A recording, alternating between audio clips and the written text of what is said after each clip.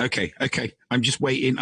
Notification will come up any minute. Nerdy, come on. Go nerdy, go nerdy, go. No, come on. It's there we go. Going nerdy, talking Mando. Yes, I can hear you. Hear you. Okay, I need to now I need to turn the volume down. So yes, excellent. I can hear Nev just fine. Yes, and I can hear Paul just fine.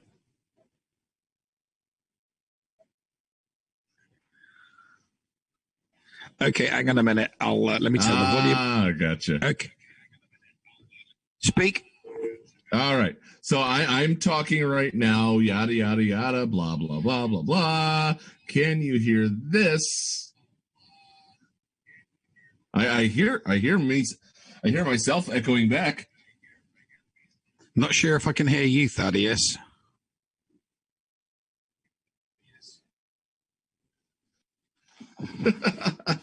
Yeah, no, I can't hear you, Thad.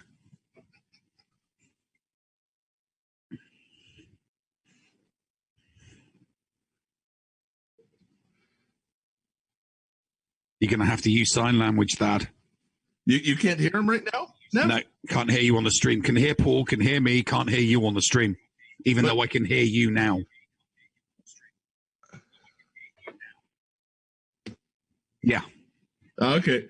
Well, I mean, it's not going to matter for us because we're the computer. You're running it on OBS, right? Mic input is the thing that needs to be put in. Okay. Well, turn your. Is your mic muted on OBS? No. Can you hear me now? I think I'm going to have to reboot my now PC. I can hear you. You had your mic on mute, didn't you? I didn't. I actually had taken the what do you call that? You did. I've done it before. No, but my concern now is that everyone's here coming through. Is there going to be an echo? That's my big concern. I've got the no. I've got the now that I've confirmed that I can hear everybody on stream. Woot. See, even Plasma's confirmed it. That's it. Phasma. Hold on. Oh, that's Plasma. Okay, I was like, wait a second.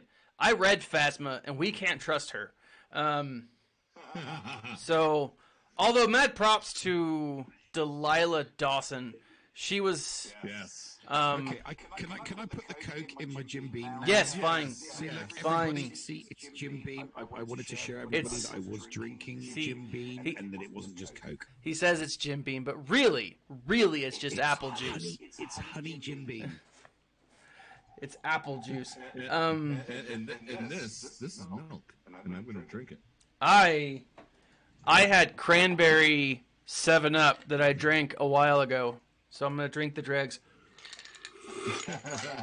So, ladies and gentlemen, it was delicious. Ladies and gentlemen, welcome to the 3rd episode of Talking Mando with myself, Thaddeus from Going Nerdy, and the gentleman from the Escape Podcast.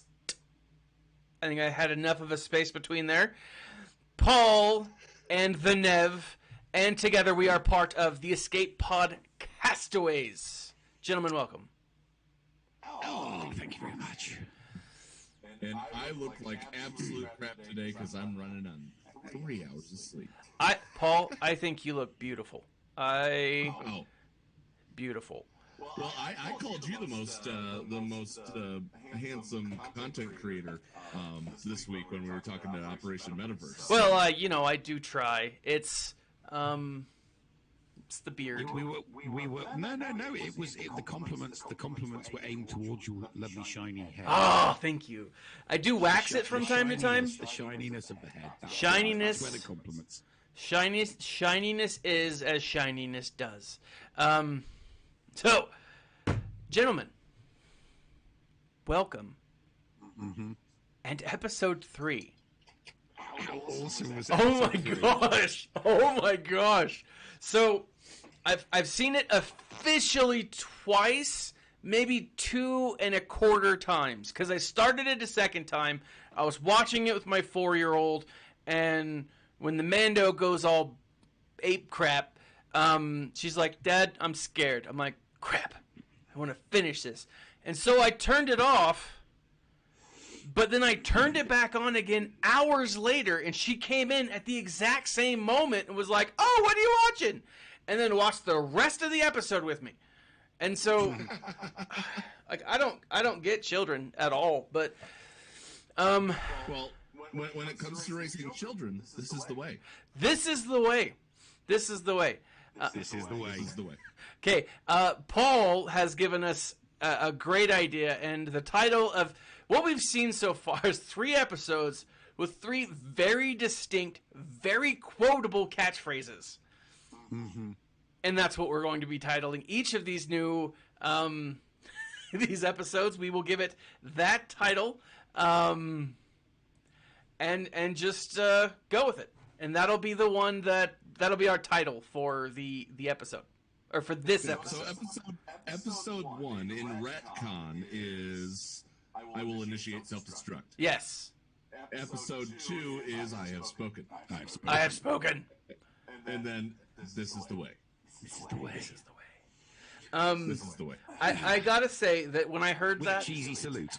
When I heard that, my first thought was Game of Thrones. Those Dothraki women sitting there, like saying, "It is known, Khaleesi," and like. Is that no? I was thinking of Arya Stark when she was getting her training, saying it has no name. It has no name. It has no name. It has no fucking name. What is dead may never die. Yes, Pawn. So yeah, but I mean, Game of Thrones gave us loads of awesome memeable catchphrases, and The Mandalorian is delivering some really quality, meme catchphrases. Absolutely. Just, the memes are so awesome for this show.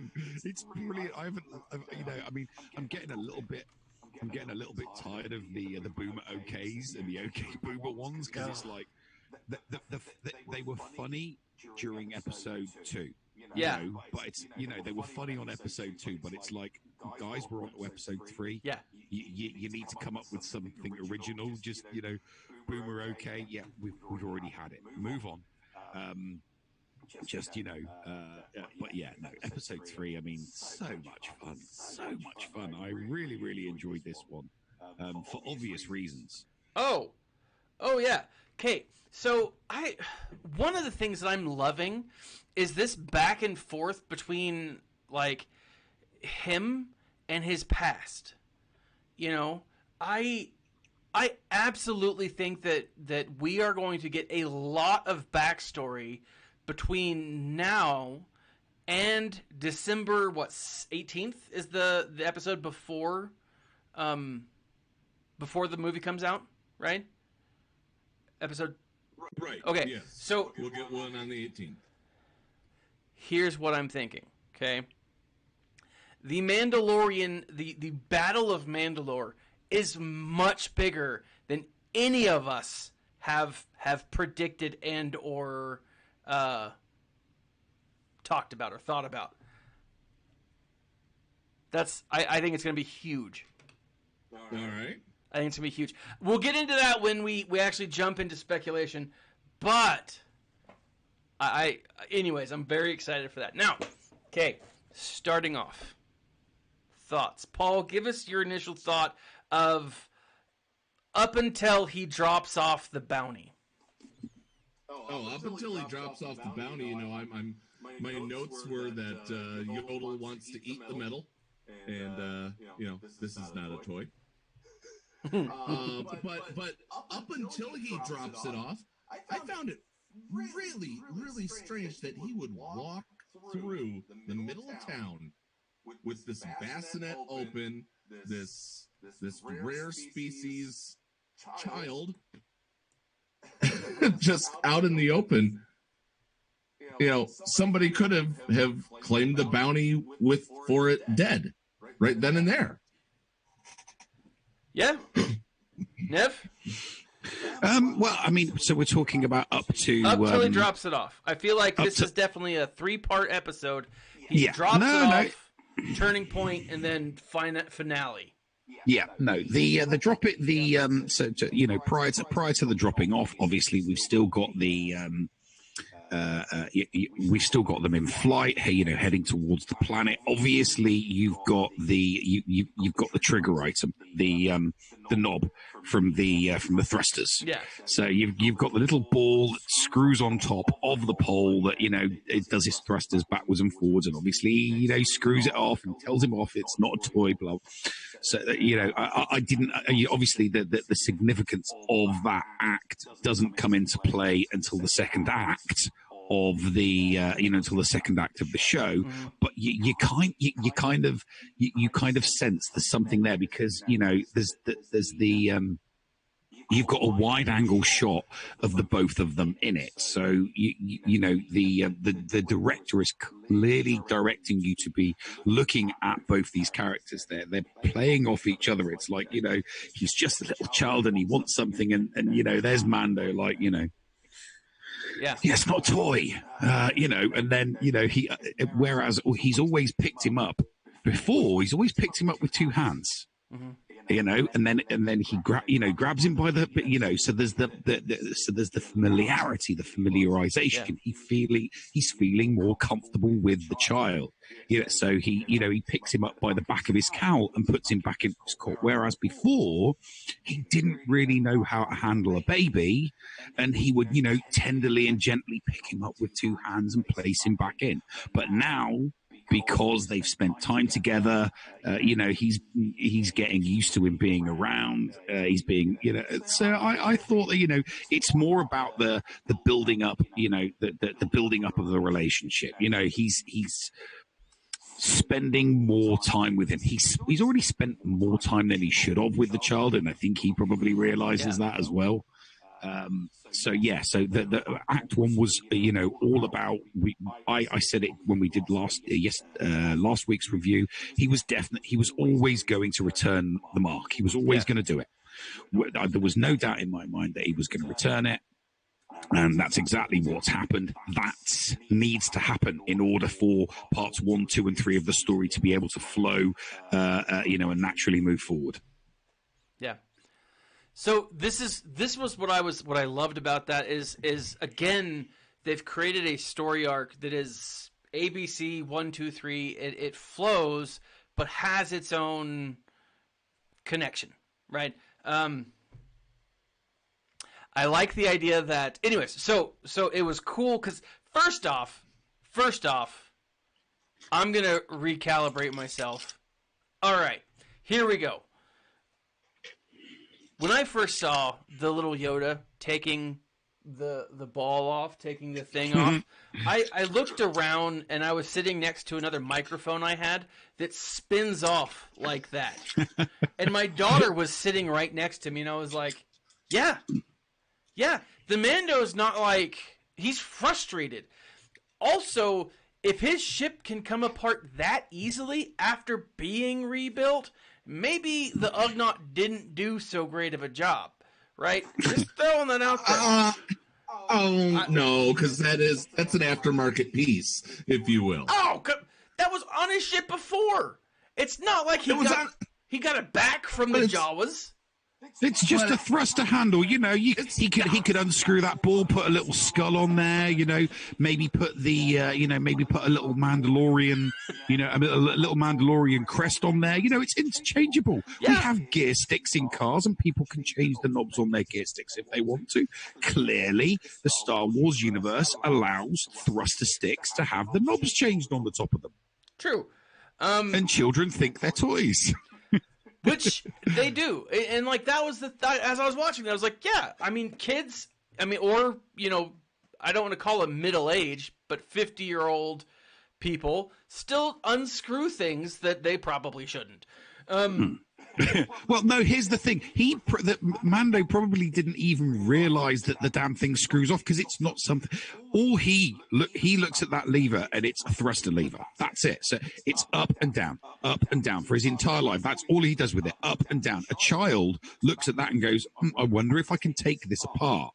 Yeah. The Mandalorian doesn't think, I wonder if that unscrews, because, that's not something that crosses his mind. That's true. It's a function. It's not some. It's a fun. So it's up, down, not oh my God, it comes off. you know, it comes off. So we're spending way too much time on a knob. Yes, that's very true. But to go with Paul, but it is significant. It is. I mean, and because it's such a small piece, but it means so much to him. That's the trigger that makes him go back. But one of the interesting things here is how you have Paul's right. How you have them walking through with this open air egg of sorts hovering for everyone to see. And as we learn later on, everyone knows, they're looking for this, right? They're looking for this. But before, when they were walking back, they didn't know what it was because all of their fobs had been turned off because the bounty had been collected. That makes sense. No, not yet. It's still in process to be turned in. That's true. Yes, but the fobs. Yeah, but he would have to suggest that the Mandalorian did not communicate with the bounty hunter boss in the cantina. That by the way, I've got the mark. Of course he would. He was expecting him. True. Remember? True. He was. So there would have been some form of communication. There would have been a communication between the Mandalorian and the Carl Weathers character. I'm sorry, I keep forgetting Carl Weathers character. I think Carl Weathers. Forgetting Carl Weathers character's name. Carl Weathers is just he don't need no stinking character name. He doesn't, because he's just nails. But so that he when he walked in, he knew that was it. He'd already communicated with him. So obviously, because he'd communicated with him, he turned all of the fobs off, because the first thing he did was he asked him, how many people did you give fobs to? And he's like, everyone. Yeah. And I'm like, he gave them to everybody. So everybody had a fob, but they were obviously all turned off. And they didn't Grief Karga. Grief Karga. Grief Karga. There you go. Needs to be a more memorable name. It does. Why not just call him Carl? Carl. So, sometimes actors get get given the first name. Carl. Carl. Paul, tell us. Talk. Nev and I have been chatting it up, and here in our discussion, your opinion is being requested. Now, before I let you speak, or before you speak, I don't let you speak. Before you go into this, I need to point something out. I am not dissing the Ugnaught when I say he was a shoddy craftsman. I want to point that out.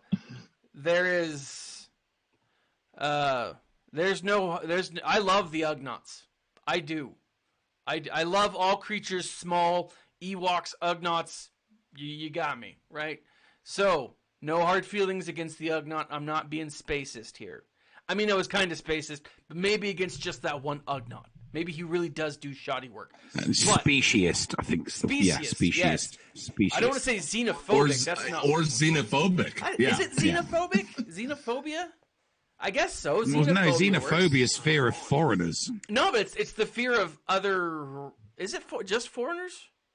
It's foreigners, yeah. Oh, all right. Well, go ahead, Paul. Tell me.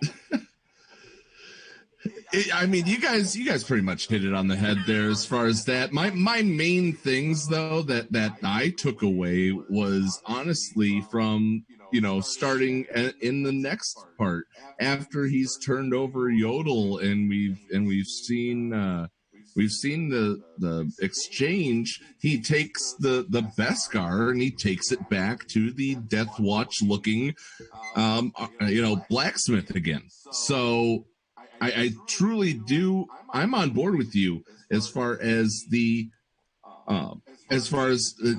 could be Death Watch inspired for that Mando blacksmith.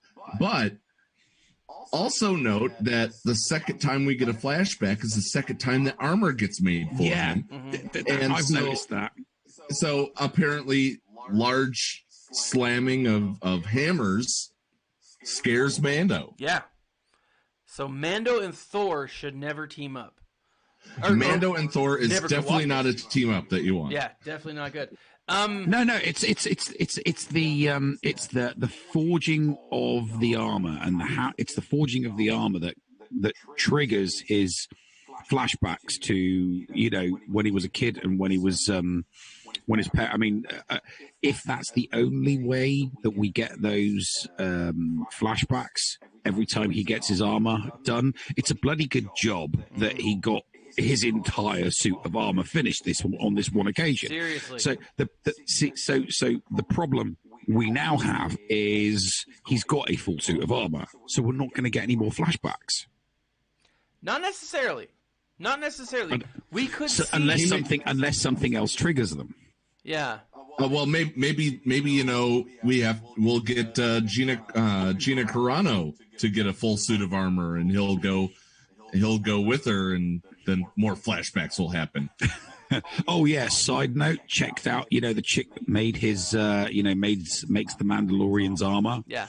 I liked her voice, so I checked her out on imdb.com. She's hot. She's Emily hot. Swallow. So the helmet needs to come off because she's hot. You know.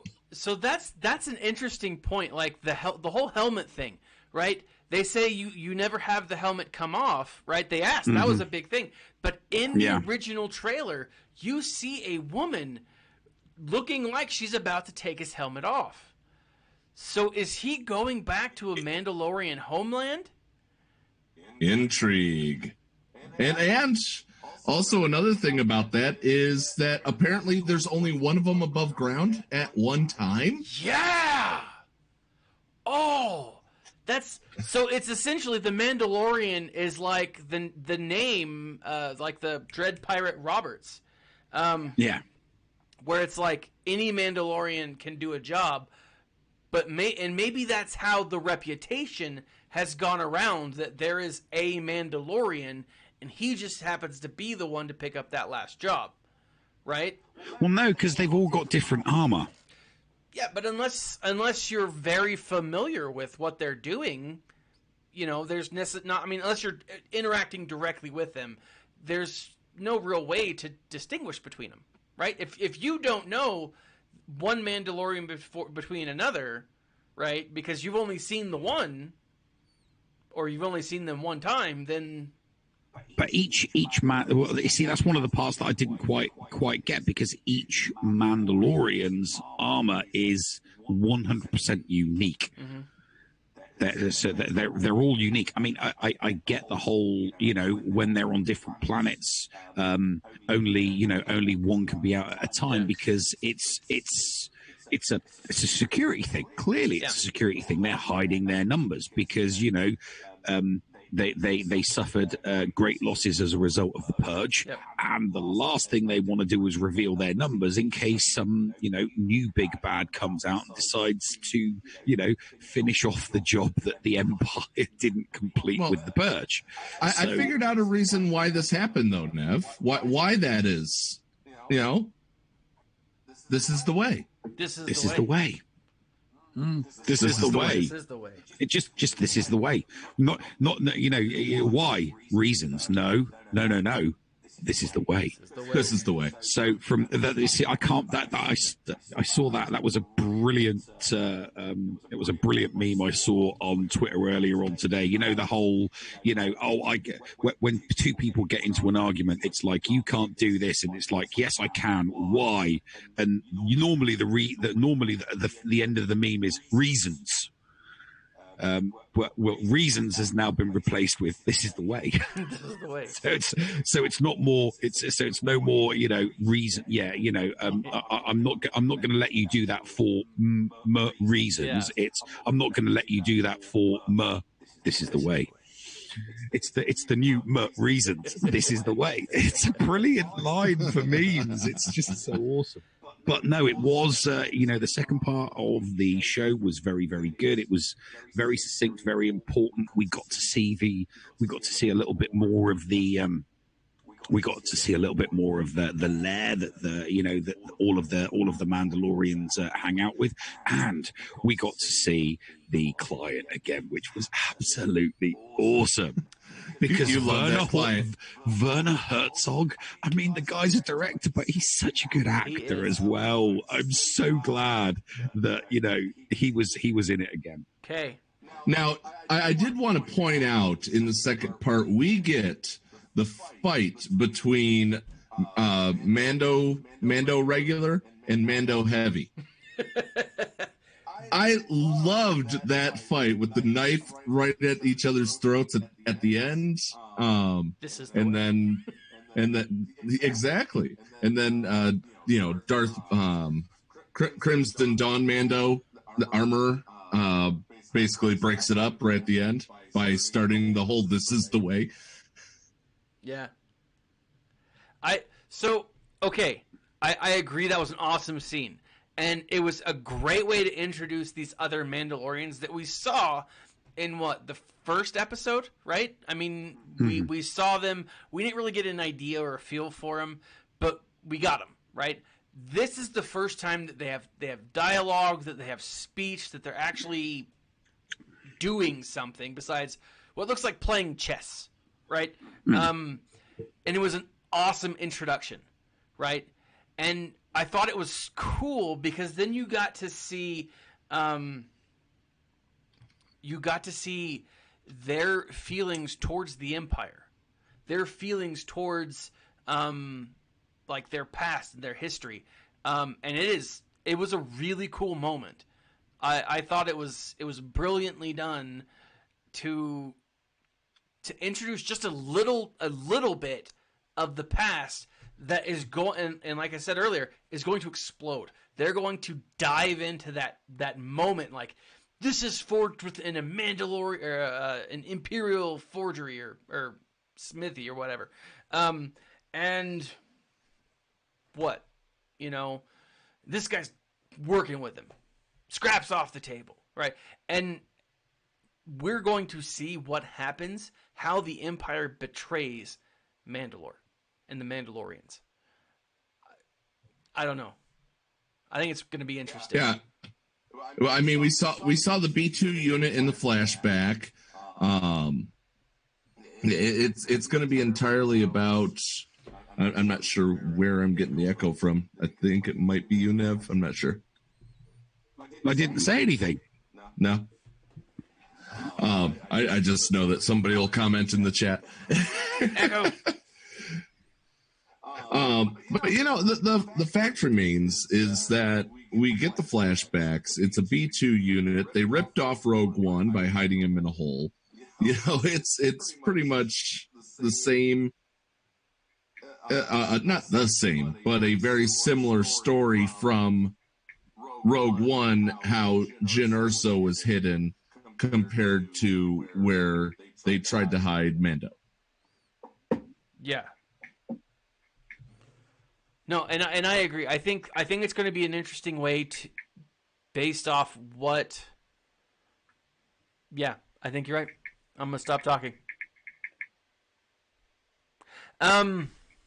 Now. What you got, Nev? No, I was just responding to Tilo in the chat regarding the Mando clans. Obviously, he was talking about the Death Watch, the Protectors, and Clan Ren all remove their helmets.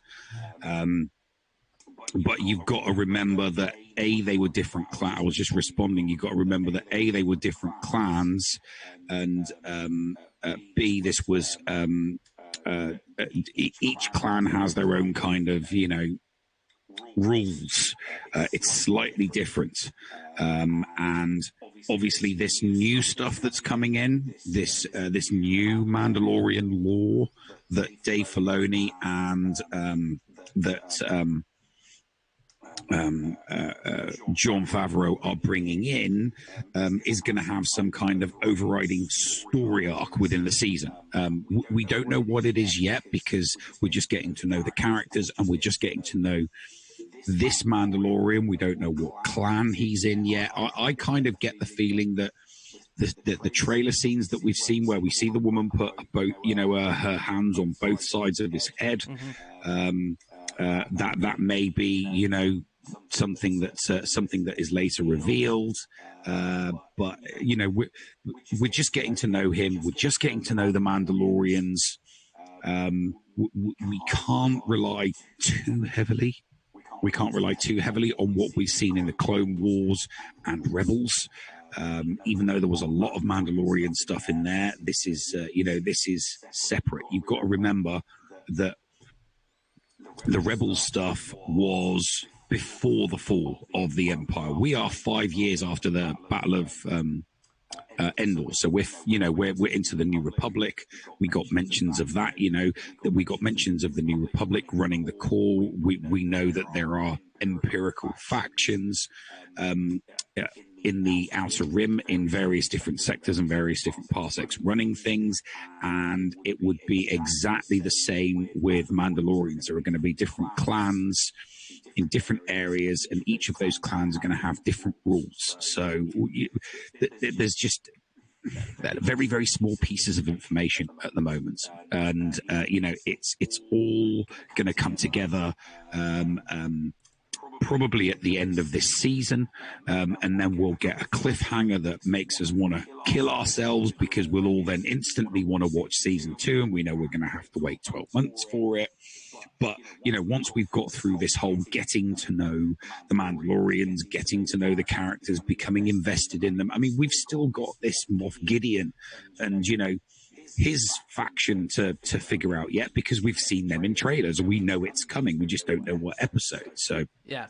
I think we don't want to get too far ahead of ourselves. I mean, speculation's great, and we'll all be donning our tinfoil hats before the end of the episode, so that we can, present to you our conspiracy theories and our speculation. But as it currently is, that we're currently going through the second act of the TV show, and it's just been, the second act of this episode, sorry. And so far we've had some really, really good stuff. As Paul said, we've learned about the Mandalorians. We've learned about this clan. We're assuming it's one clan because they all say this is the way, so we're just assuming this is the way. So we're assuming that it's just this one clan, and that's the clan rules, that only one gets seen at a time so that they don't all get wiped out. And, clearly the woman that's making the armor's the boss lady, which of course you would. If she's the one that's making the armor, of course she's going to be the boss of all of the clan, because without her, they're all kind of screwed, really, aren't they? But it was a good act, but let's not over speculate too much. But what Paul said is correct. The learning about this clan and the learning about the Mandalorian lore is brilliant, and it's great. I'm loving it. Paul, do you want to jump in before I throw out my rebuttal? I'll let you go ahead with this rebuttal. Okay. The thing that I saw about everything, basically, we're up to the point where he gets his Beskar armor. Yes. In our rundown, and my notes that I wrote for myself was full Beskar armor. Mando started slamming my face on the keyboard. I was excited for the full Beskar armor. I did get a little giddy when that happened, and when I get giddy, okay. So you said that there's not a lot. Am I reading it right to say that you don't think there's going to be a lot of connection between the Clone Wars, Rebels, and the Mandalorian? No, I do believe there is going to be connections, but I think what we're seeing with this sect or clan of Mandalorians is a new one. So we've seen the Protectors, and we've seen Death Watch, and we've seen Clan Ren in Star Wars Rebel and the Clone Wars, right? So instead of just giving us more Clan Ren or more the Protectors or more, this is a new clan, because you've got to remember, Yavin and the planets that Sabine Wren, and they were dealing in a different area of the galaxy, and they were dealing with different, so that's why she sometimes wore a helmet, sometimes didn't wear a helmet. As far as her clan rules are concerned, they do not have to wear their helmet all the time. Okay. Clearly, this clan has a rule that stipulates that when they are out and about and above ground, and when they're being, they have to keep their they have to keep their helmet on at all times, and clearly integrity is an important trait within this clan, because we know he hasn't taken, from what we've seen, we know he hasn't taken his helmet off. And she asks the question, "Have you removed your helmet?" And he's like, "No, I haven't." It's like, well, we know he hasn't, so. It's just, like I said, we saw what happened. We saw what happened in in Act 3 of the show when the clan came, when the clan came to the aid. Okay. So I agree with you. So maybe my rebuttal is not going to be as strong as I thought it was going to be. I agree with you that this is something new. I don't agree with you that this is going to be a completely new clan. I think this is going to be a combination of a lot of different clans. We've seen the Spike Horns. To me, that's Crimson Dawn. That's Maul's crew, right? Those are the ones that went after Maul or worked with Maul. I'm curious, or it is my belief that we're getting a bunch of different ones, right? Now, Paul, you got anything? Well, Maul did, thinking about this now, Maul did die pre New Hope. Yes. So, who's running the show now? Kira? I think possibly. So just hold on. Sorry. Who's running the show? Kira. So, all right, excellent.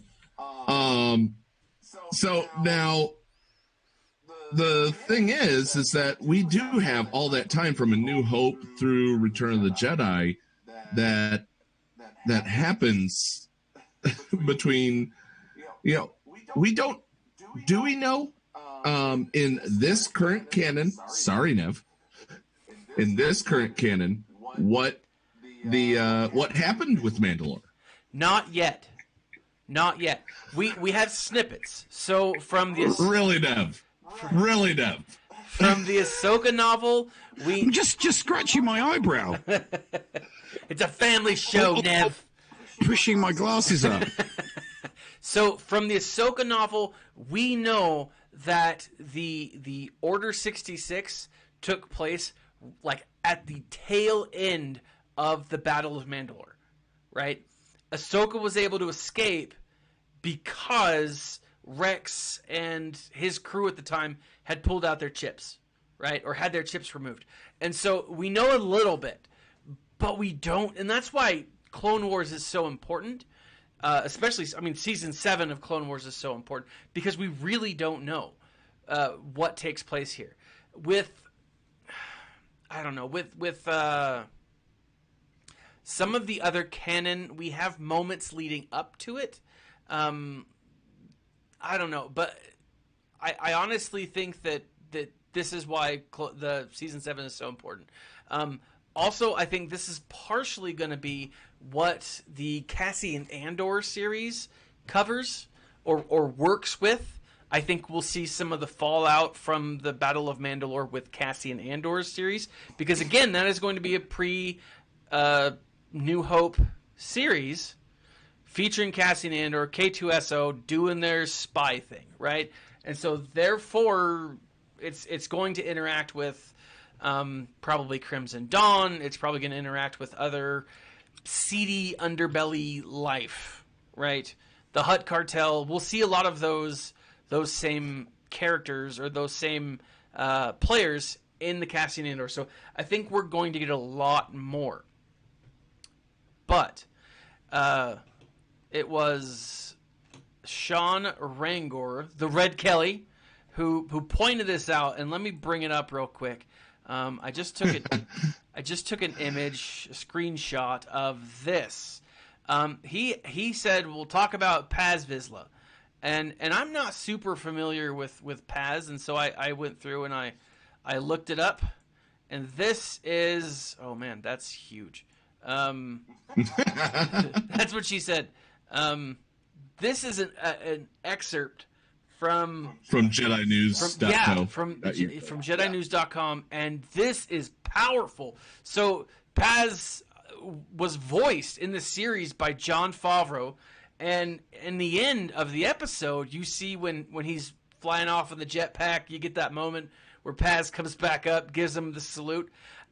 I wonder if Jon Favreau was actually in this. Now, I didn't get a chance to read this whole snippet, but it's cool to see that. It's cool to see the connection and the bringing back. So if this is Paz Vizsla, then I gotta think. I've gotta think that we're going to get a lot more connection with this. Also, super cool to see Jon Favreau throw himself back in the acting ring, especially for this, because I'm happy about it. Yeah, that was terrible. I might need another drink soon.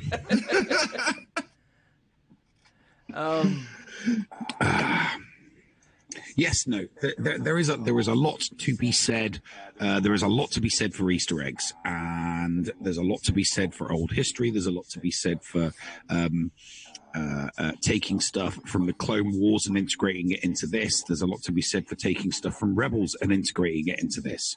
That there is a lot to be said for everything that came before The Mandalorian and integrating it into The Mandalorian. And I really, really hope that they do that. I hope that they do it with both canon or non-canon stuff. I would like Dave Filoni and Jon Favreau to basically put both canon and non-canon stuff in The Mandalorian, because let's be honest, Kathleen Kennedy ain't running the ship, they are. And if they put something that's non-canon in the ship, it's basically saying, George Lucas, we love you, and Kathleen Kennedy to you. Yes, so I'm gonna have to go back and bleep those out, Nev. Thanks, man. Extra work. But I think that I do hope that there's a lot of integration. That the Easter egg method for integrating from previous series and previous seasons of other shows and of other movies isn't really the best way forward. They need to kind of it needs to be made obvious, because normies, not people like us, we're not normies, but normies won't understand any of that. So it's got to be done in a way that normies understand. Like, for example, my old man is desperate to watch this. He hasn't watched the first 3 episodes, and I am desperate to have him watch the first 3 episodes, because he hasn't been the well hasn't been poisoned by any Disney fan fiction. Yep. So this will be his first dip at the fan fiction. So I want to know what the opinion of a normie is of this show that hasn't watched any other Disney fan fiction, because they won't have an opinion either way or. And I'm interested to see what that's like.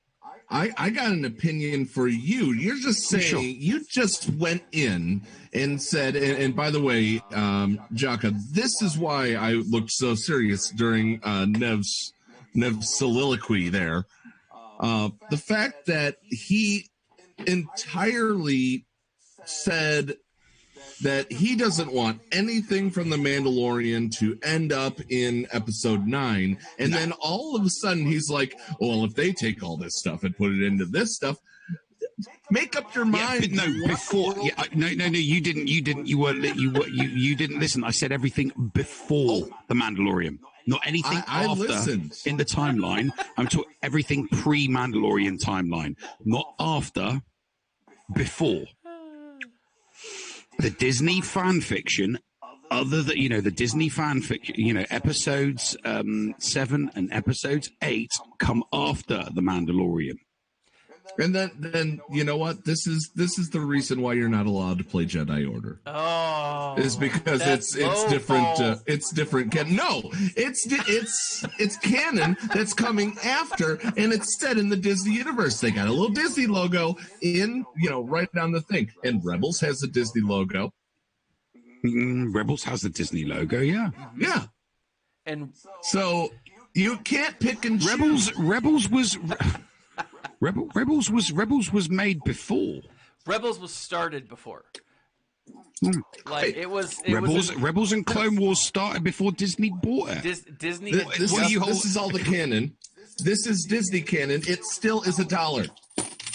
So Rebels started right. It was announced. Yeah, Clone Wars was the last Disney.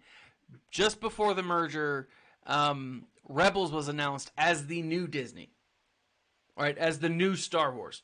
And that's because in the UK it was on Disney XD. In the US it was as well. Was it? Oh, right, okay. It's still Disney. Yeah, and while I agree that there are diverse opinions. No, let's move on. Because I don't think we're ever going to settle this between you two. But I appreciate it. I do. I appreciate Nev's point of view because there are a lot of great characters that I feel are just lost. I loved Proxy from Force Unleashed. He was one of my favorite droids. Do I love Mr. Bones more than Proxy? No, I don't. I love them equally, but in different ways. And it's I don't know. One of the things that I look forward to, and with Nev, I kind of agree that this last series has some major flaws. It does. I actually wouldn't mind Rose nearly as much if they hadn't met DJ or what's his face? Gone to Canto Bite. If they'd not gone to Canto Bite, I think her character would have been a lot better developed. As it is, she's not. You had the name right, by the way. DJ? It was DJ. Yeah, no, I just don't remember. Benicio del Toro was the actor. Yeah. But because most people don't know him as DJ, you know.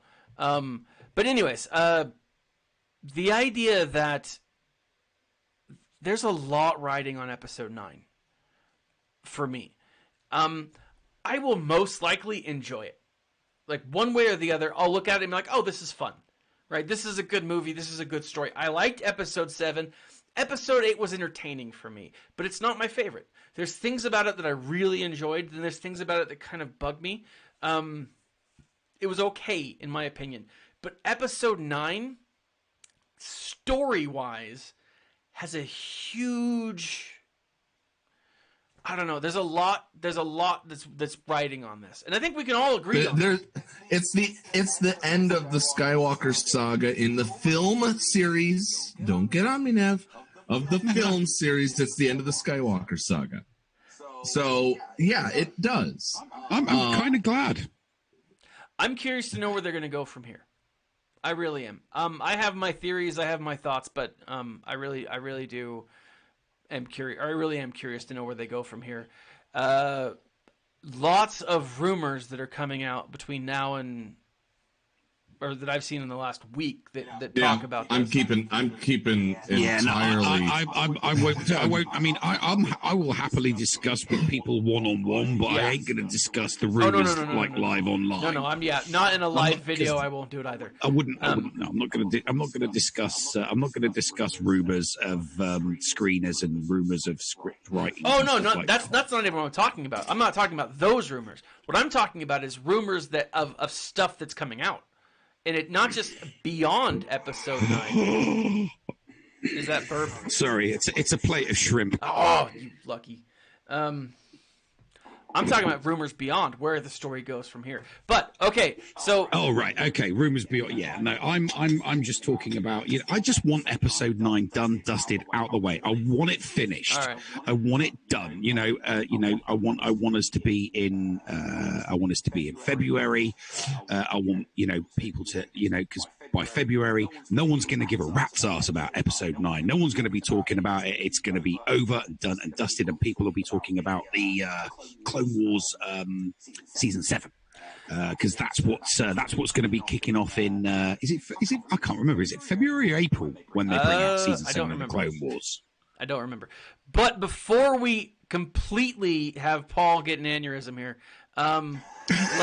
let's move on and finish with episodes or the act 3, the third act of episode 3, yeah. Episode 3, and that is when he goes back in. Okay, when she's dropped him off, he's been re-armored and re-weaponed, rearmed. Oh yeah, that I forget, it's the flying fairies or Tweety birds, whistling birds, whistling birds. Yeah, I know. I like flying fairies. Awesome weapon. I like flying fairies a little better. That sounds more. I don't know. Flying fairies. That is making the Christmas tape. Yeah. The whistling birds was awesome, and it was cool to see. It was cool to see in action. That was neat. Did you notice that neither the scientist nor the client were in the bunker? They'd already left. Well, no, the scientist was, because he was kind of like, oh yeah, that's right. Karen, it's the he's like, don't hurt me. I was trying, because he was. That's right. There was a whole I mean, he was genuinely trying to save him.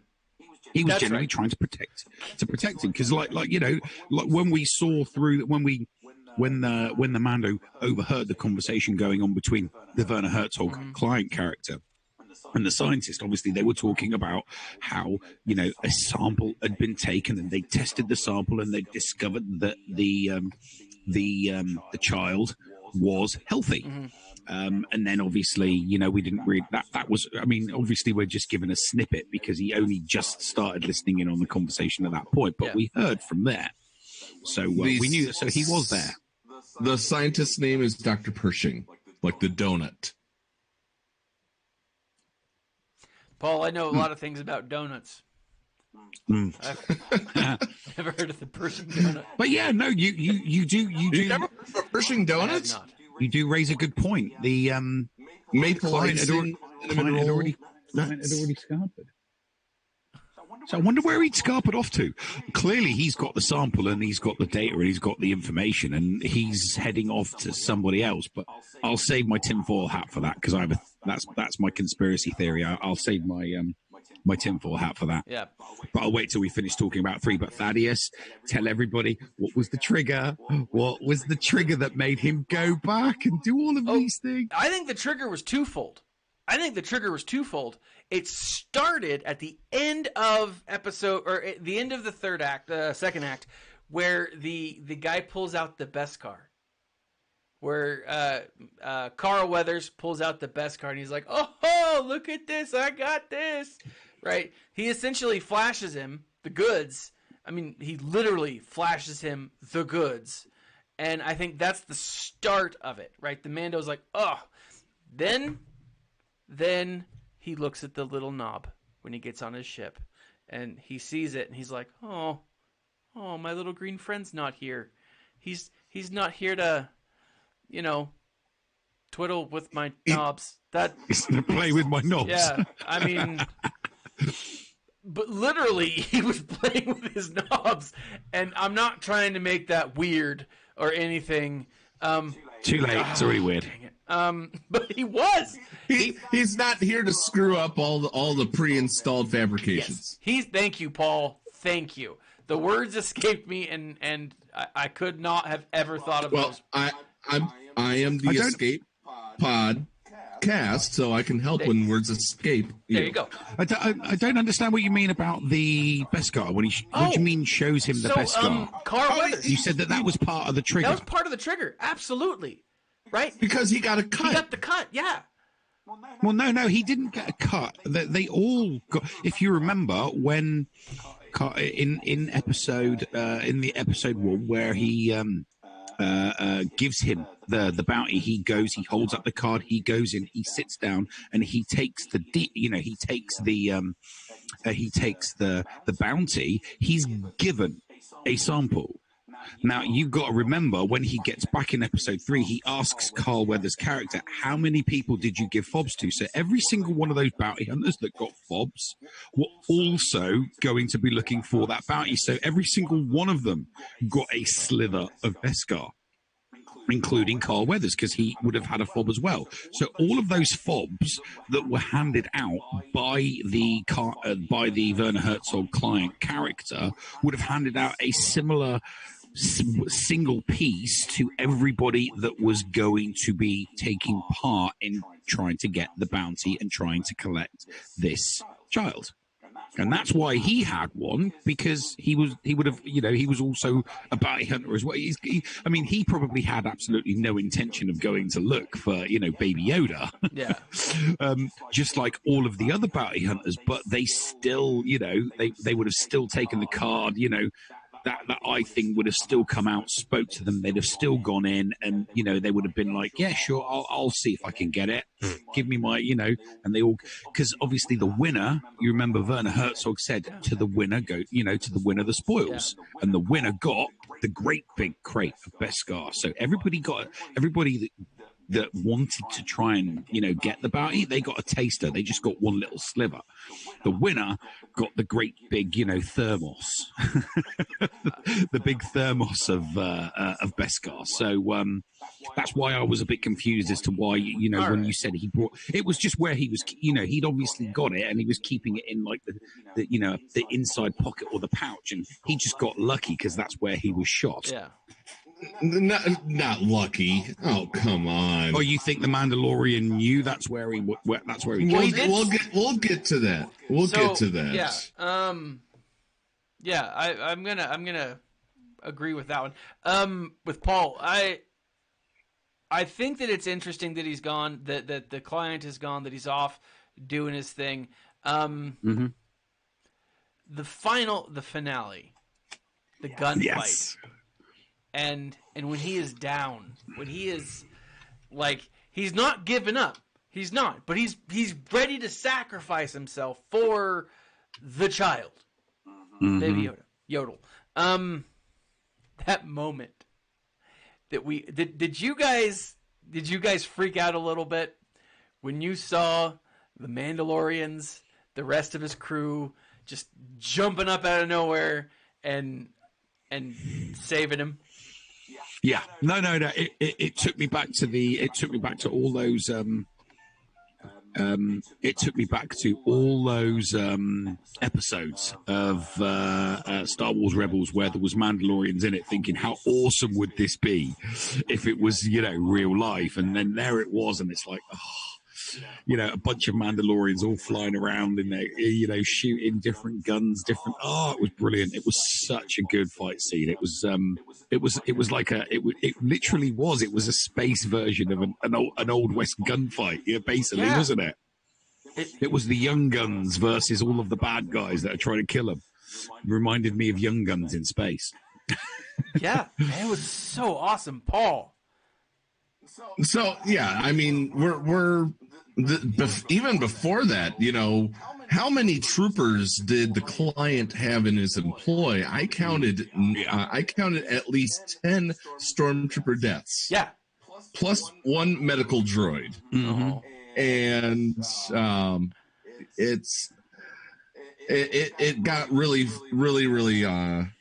crazy there for a while, especially with the whistling birds. Now, before I get into the bounty hunter showdown, there was, I believe, a continuity error. When he goes in to when he first is distracting everyone, does he tear the eyeball off, or does he just break it downward? He just rips it off. It looks like he ripped it off. It looks like he ripped it off. If you go back when he is about to go down, when he goes back in front of that door that they went in first, the eyeball's just hanging down. But that is a continuity error then, because he completely rips it off, so all that's sticking out that hole is just a bar with some wires. Yeah, on the end of the wires in that third act, as he's walking out, you see the ball hanging on the bottom. Yeah. Oh, okay. That would be a continuity error. Yeah, that would be a continuity. I love continuity errors. I love catching them. Ever since the film Problem Child, when you could see the camera crew in the car crash at the end of the movie, I love continuity errors. Yeah. Now, the bounty hunter showdown, he ran out of fuel. Right, you guys keep going. I need to go get more bourbon.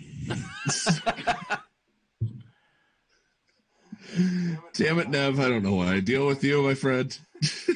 It's the accent. I think so. Now, it looks like we also had a Night Brother, which brings into more thoughts. Is Crimson Dawn still active? I think I saw a Night Brother in the group of bounty hunters right before, either right before or right after the scene where he runs out of fuel. Yeah, no, I definitely saw Zabrak of sorts. Now, whether he was a Night Brother or simply a Zabrak, I don't know. He looked like he could be a Night Brother. Now, I do remember there being a weapon, and maybe it was a different guy holding it, but it looked like something that I've seen a Night Brother use. I won't go into detail as to where I've seen this, but it does seem Night Brother-ish. Right. I'm looking here to see if there is any legends. No, there's no death of Zabrak in any of the current canon. Yeah. So as he gets his headphones back on, good. We were able to talk about current canon without that being interrupted. Yeah. So, with the hour winding down, now that the Nev's back, we can finally finish the show. Tinfoil hat time. Let's get him on, boys. Oh yes. Okay. I made a cap. I'm since I'm hosting here, I want the Nev to go first because he spent the most time on his hat. Yes, I did. And then we'll hear from Paul. Then I'll finish up. Okay, so conspiracy theory, tinfoil hat time. Right, okay. Right, so we've got episode 3. So I'm thinking less Baby Yoda. Right, I'm thinking more clone Yoda.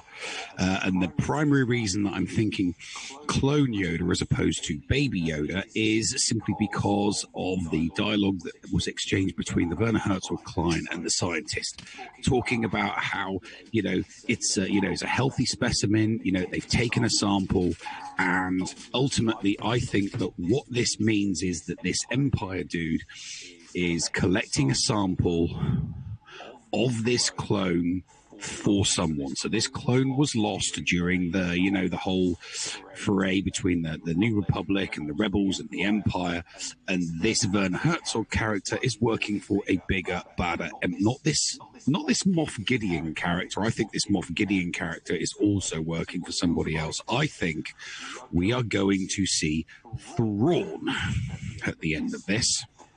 And the reason for that is because of an EU story. Now, in the original Thrawn trilogy, yes, I've had a lot to drink. In the original Thrawn trilogy, Thrawn has access to Empire samples, and in that trilogy, he makes a clone of Luke Skywalker from Luke Skywalker's hand. I'm guessing the Empire also had on file Yoda samples. So I'm thinking that maybe they had it, made a clone, but lost it.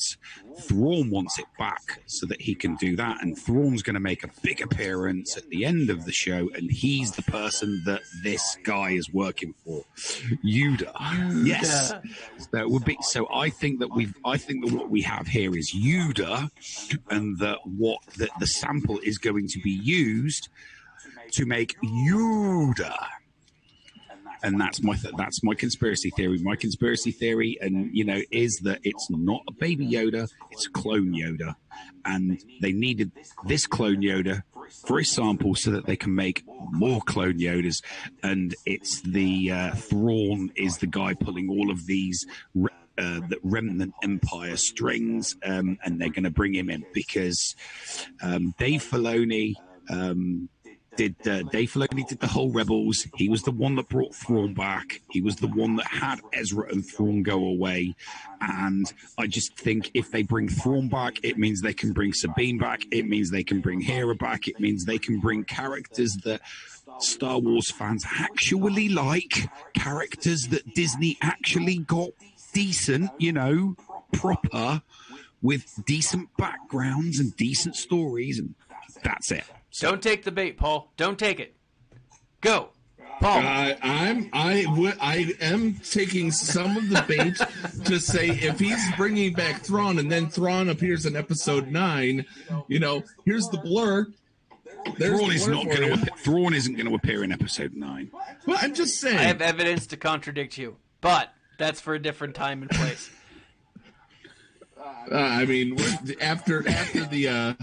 After we finish the episode that happens after talking Mando, we're definitely going to have to start talking Skywalker after that.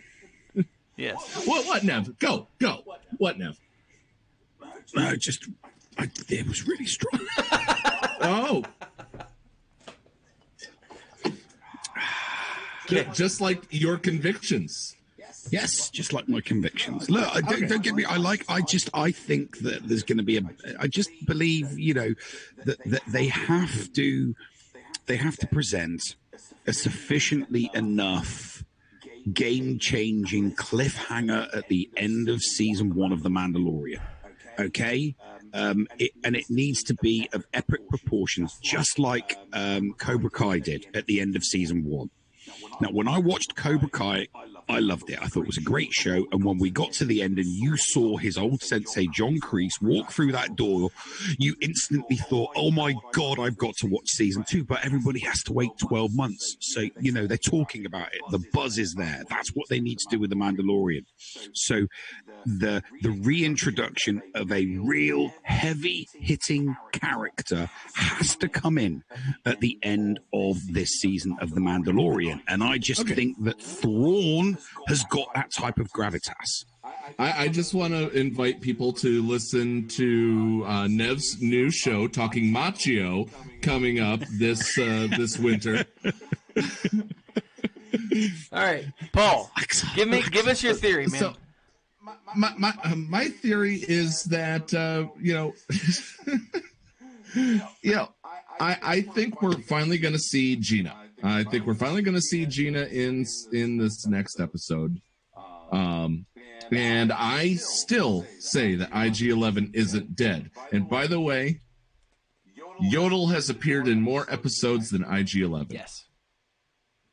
And has more action, I think, than IG-11. More scenes, definitely. Yep, more scenes. More scenes. I don't know about more dialogue, though. No, it's cried. No. It's cried and mewed once. Yes. Initiate self-destruct, I will. Yes. Okay. Paul, that's your thought? That's honestly my thoughts. It's this for me isn't one of those tinfoil hat moments. Even though you've invited me to make this crappy ass tinfoil hat for this week. Okay. I'm not ready to put on the tinfoil hat yet. I will have my tinfoil hat moments coming. So then let me take this off. And I'm going to say spoiler. Whoa. You're gonna spoil us on our show. I am. Plug your ears. Paul was right. All right. What? All right, you're back. Okay, you're waving, so you're done. I got it. Okay. I gotta say, Nev looks like one of those guys from Mortal Kombat right now. But I agree with Kung Lao. There you go. Yeah. I agree with Paul that we are going to see Gina. I believe we thought we were going to see her in the 3rd episode, though, didn't we? We did. I've done a little research, and I am confident that we are going to see Gina. Paul, actually, no, I'm gonna stop talking. We're going to see Gina. I think this is going to be a standalone episode that moves the story along a little bit. Right? I think this is going to be the Mando shows up, helps somebody that in the form of Gina, who he knows and quite possibly is a friend or something. He helps her do something, and then she kind of gives him advice as to what to do with the Baby Yoda. Mm-hmm. That's what I'm thinking. A standalone episode would be nice, with the help. I will say that there is one more thing I need to add before we disappear and before I lose consciousness. Really quick, did you cheat on that hat? Is that an actual hat that you just put foil around? Of course, did you cheat? It's a cowboy hat. It's a cowboy tinfoil hat. Do you have, hang on a minute, excuse me, cheated, do you have any idea how hard it is to put tinfoil around a cowboy hat? Yes, it's quite easy. No, it's Let me not. go get my cowboy hat. I live in Texas. Yes, well, I don't. I live in Illinois, and it's not easy to get a cowboy hat. No, sorry. Somebody, I was having a conversation with somebody regarding obviously the praises. I mean, because we're all singing the praises of The Mandalorian at the moment, and obviously we're doing a very similar thing is happening with Jedi Fallen Order. Obviously, I haven't played it, but the reviews are coming in, and a couple of people have pointed out that Disney and EA have set the bar not as high as it should be, and because that bar isn't set as high, Nev cheated because it hasn't been set as high. We're kind of like overcompensating. So we're happy that they've given us The Mandalorian, and that it's better than what has been previously presented to us as fan fiction from Disney. And we're overcompensating. So we're overpraising because we want them to keep doing this because it's better than what they've done before. And the reason why, and here's this is the kicker for me as far as I'm concerned. Nobody is saying that the movies are better than The Mandalorian. Everybody's saying that The Mandalorian is the best that Disney has done so far. Everybody is saying that The Mandalorian is the best, by using my deductive skills, by default, the fact that The Mandalorian is better than anything that Disney has done, then episodes 8 and 7 are not as good as The Mandalorian. So we want them to keep doing that. We want them to keep doing The Mandalorian. So even though The Mandalorian, some people are saying that The Mandalorian isn't this absolutely brilliantly amazing, it's that we're just thinking that it's amazing because there are lots of people that were unhappy with 7 and 8 and unhappy with Han Solo. I mean, don't get me wrong. There's probably a lot, lots of people are happy with Rogue One. I mean, I'm saying, here's Rogue One, or no, here's Mandalorian, here's Rogue One, 24 to 25. All right. Yeah. So with that, guys, I agree. I agree. Alcohol. I've so fun with alcohol. So this, I got to cut us off because we are a little over the hour. We are running a little bit late. Okay. I hear unsupervised children upstairs running around and crashes. So with that, this has been Thaddaeus.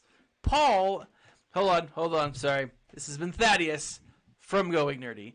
Paul and Nev from the Escape Pod cast. And the group of us are members of the Escape Pod Castaways. Sorry, is it the Escape Pod? Shoot. The Escape Pod Castaways Network. The Escape Pod Castaways Network. Network. Yeah, we're there. Yeah. We're all over the place. You can catch us every Sunday night as we talk about the latest episode of... I will do my best for next Sunday night. I'm still fighting my boss. We may need to do a Saturday show for this one or Monday show. Not sure. Yeah. But episode 4, we're definitely going to be covering. But we'll get it. And we will let you guys know when we're... Or Nev. Yes. I was gonna say Nev might get his dream come true, and just the two of you are gonna be talking Mando, and he doesn't have to deal with me. Oh, I feel a bromance come. But here's the thing though, Paul. Like I like the new content, and Nev doesn't. I'm with you on that one. I actually love the new content. Thaddeus likes 7 and 8, and I don't like 7 and 8. For me, it's always been about the extended universe. I've enjoyed the movies. I've always enjoyed the movies, but it is the new canon, the comics, the books, the audiobooks, everything. The video games. I am playing Jedi Fallen Order. I effing love it. I realize I won't say anything about it, but except that parkour is essentially a must for Jedi, which means that unfortunately I can never be a Jedi. I just can't because I'll play it one day, in the distant future when my PC is, high enough spec to be able to play the game. But I gotta I love it. I love the new canon, and it's wonderful to see. A lot of it is based off of the old canon, and that's something that I really love. I love the way that they're taking Thrawn. I think it's great. I'm going to plug myself just for a moment and say, check out in the links below. You guys can check out free audiobooks. And there are some awesome ones. I'm going to be doing some more audio or book reviews this week because Christmas is a-coming, and there are some great books out there. And great sales, let's face it. I mean, that's part of the whole Black Friday thing. But that's what I love. That's what I love about the canon. It's all those extra stories that you don't get. And that's why I like The Mandalorian and all the cartoons that have come in the past. This has been... What, even Star Wars Resistance? The one that got cancelled? Star Wars Resistance... see, your reaction there tells me everything I need to know. Star Wars Resistance would have been great had they had time to fill it out. They had 2 seasons. Yeah, if they would have done the same with Rebels, Rebels would not be where it's at now. Rebels, season 1 of Rebels was mixed at best. Season 1 of Rebels is good simply because it sets the ground for 2, 3, and 4. Right? I loved season 1 of Rebels. I thought, it was because it was it set up the whole season 1 of Rebels was great because it was like hearing Kanan, will they, won't they? Sabine and Ezra, will they, won't they? Yeah, that's true. It gave us 5 awesome. The characters were awesome. 6. Sorry, I was about to say 5. 6 awesome characters. 6 really, really, really good characters, including a droid that you can actually, that's true. like and not want to smash into 1,000 pieces. Yeah, 7 characters. 7. Who's the 7th? Fulcrum. Oh, well, yeah, but Fulcrum didn't kick in until season 2. We didn't know Fulcrum was until season 2. Hold on. We knew a Fulcrum. We knew of Fulcrum, but we didn't know Fulcrum was Ahsoka Tano until season 2. And then we knew new Fulcrum was someone else. So Agent Callus. Anyways, we keep getting sidetracked. Check out the links below. Join and you also get compensated. That's right. For them. And I also get get compensated. That helps me. Do I have to say that every time? Yeah. Oh, freaking ads. Yeah. That's why I had you record that little commercial thing for me. So check out the links below. It does help me. I get a little bit of money for every time you try a free audio book from Audible. In the link below, you get 2 free books. Plus, there's a bunch of other stuff that comes with an Audible subscription. Cancel within a month, and you're good. Yeah, and if you're 13, you're not allowed to watch this. Yes, and if you're 13, you're not allowed to. Go away if you're 13 years old. You're not allowed to watch this. All of my students, stop. Stop watching your teacher on the. Amy, you're not allowed to watch this. I'm telling you, you're not allowed to watch. I had another teacher say I had to take a kid's phone away in class because he was watching one of your videos. I was like, how did it get on the internet? I can't get on the internet. It's like kids today. Anyways, Like, subscribe, share. Join my friends Paul and Nev at the Escape Pod Cast. Nev cheated. This has been Thaddeus from Going Nerdy. Nev and Paul, like, subscribe, share. Follow us wherever nerds can be found. And as always, my friends, remember to smile. stay nerdy. Ta-ta for now, folks.